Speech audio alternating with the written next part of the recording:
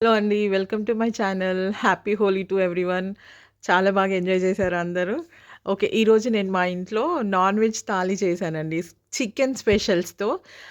ఈరోజు మా లంచ్ అంతా యమ్మీ యమ్మీ కంప్లీట్ చికెన్ స్పెషల్స్ అనమాట.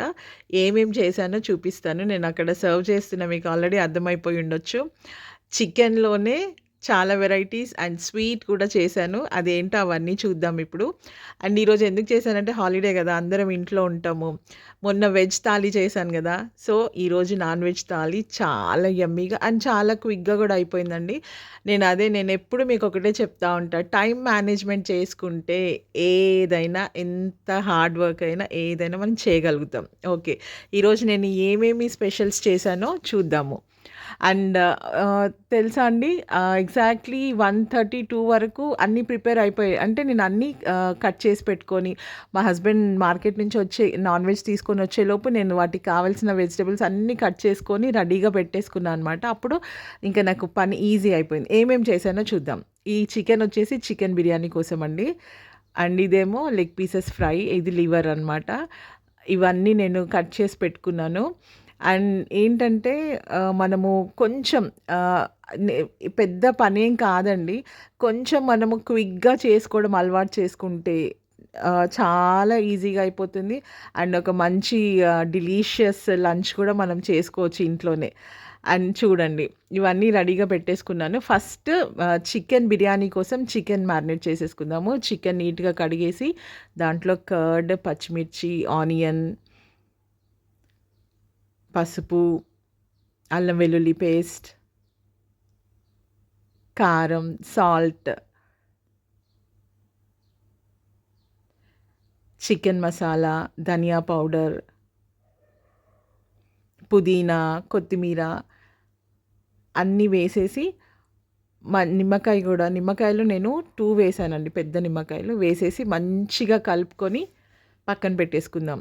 ఎంత బాగా మిక్స్ చేసుకుంటే పీసెస్‌కి అంత బాగా పడుతుంది మసాలా అంతా.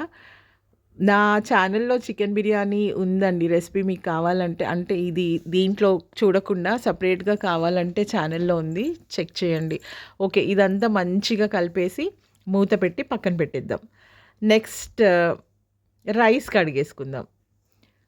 బాస్మతి రైస్‌ని తీసుకొని, అది నేనిప్పుడు మీకు చూపించింది 1 ½ కేజీ చికెన్ అండి. రైస్ వచ్చేసి నేను కొంచెం 1 ½ కన్నా తక్కువ తీసుకున్నాను.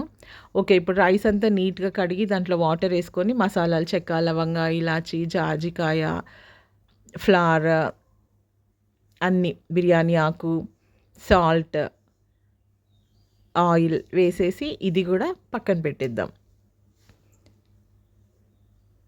నెక్స్ట్ ఇవన్నీ వేసి ఇది పక్కన పెట్టేసుకొని ఇప్పుడు లెగ్ పీసెస్‌కి మ్యారినేషన్ చేసుకుందాము. అల్లం వెల్లుల్లి పేస్ట్, పసుపు, కారం, సాల్ట్, ధనియా పౌడర్, గరం మసాలా, లెమన్ అన్నీ వేసి ఇది గూడా మంచిగా చూసారు గదండీ!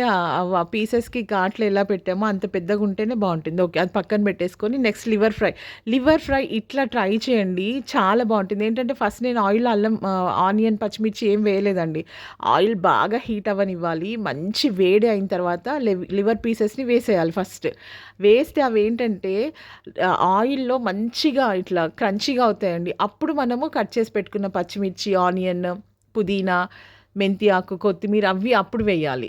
ఫస్ట్ ఆయిల్‌లో డైరెక్ట్‌గా నీట్‌గా సాల్ట్‌తో కడిగి పెట్టుకున్న లివర్ పీసెస్‌ని వేడిగా అయిన ఆయిల్‌లో వేయాలండి. అప్పుడు ఎంత క్రంచీగా ఉంటుంది తెలుసా! లివర్ ఫ్రై చాలా బా వస్తుంది. అండ్ బ్యాడ్ స్మెల్ కూడా అస్సలుండదు. ఓకే. పచ్చిమిర్చి, ఆనియన్, పుదీనా, కొత్తిమీర, మెంతి వేసి కొంచెం ఫ్రై అయిన తర్వాత అప్పుడు అల్లం వెల్లుల్లి పేస్ట్ వేయాలి. అల్లం వెల్లుల్లి పేస్ట్ అంటే రెగ్యులర్ కర్రీస్ లాగా పచ్చిమిర్చిలో, ఆనియన్‌లో అల్లం వెల్లుల్లి వేసి తర్వాత లివర్ పీసెస్ వేయడం కన్నా నేను చేసినట్టు చేయండి. మీకు చాలా డిఫరెన్స్ తెలుస్తుంది. ఓకే. ఇప్పుడు అల్లం వెల్లుల్లి పేస్ట్ అండ్ పసుపు గూడా వేసేసి మంచిగా ఇంకా కలుపుతూ వెళ్ళాలండి అంతే. ఇది ఆయిల్‌లోనే 70-80% ఫ్రై అయిపోయింది లివర్. చక్కగా మంచి క్రంచీనెస్ వచ్చేసిందనమాట. తర్వాత మనం అన్నీ వేసాము. ఫైనల్లీ సాల్ట్, కారం, ధనియా పౌడర్, గరం మసాలా, అండ్ కొత్తిమీర వేసేసుకుంటే సరిపోతుంది. ఇట్లా చేయడం వల్ల టైం వేస్ట్ అవ్వదండి. చాలా క్విక్‌గా అవుతుంది. ఒకసారి ట్రై చేయండి. నేను చేసిన స్టైల్‌లో ట్రై చేయండి. అసలు మీరు నిజం చెప్తున్నాను.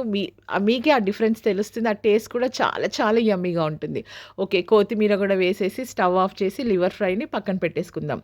నెక్స్ట్ వచ్చేసి మనము మ్యారినేట్ చేసి పెట్టుకున్న లెగ్ పీసెస్ ఉన్నాయి కదండీ! వాటిని ఫ్రై చేద్దాం.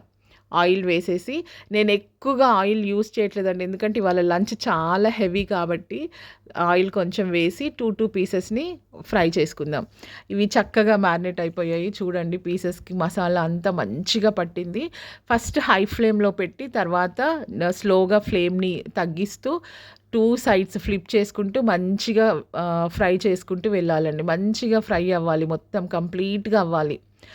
ఫైనల్లీ చూసారా ఇప్పుడు చక్కగా ఫ్రై అయిపోయినాయి. ఇవి పక్కన పెట్టేసుకుందాం. నెక్స్ట్ రైతా చేద్దాము.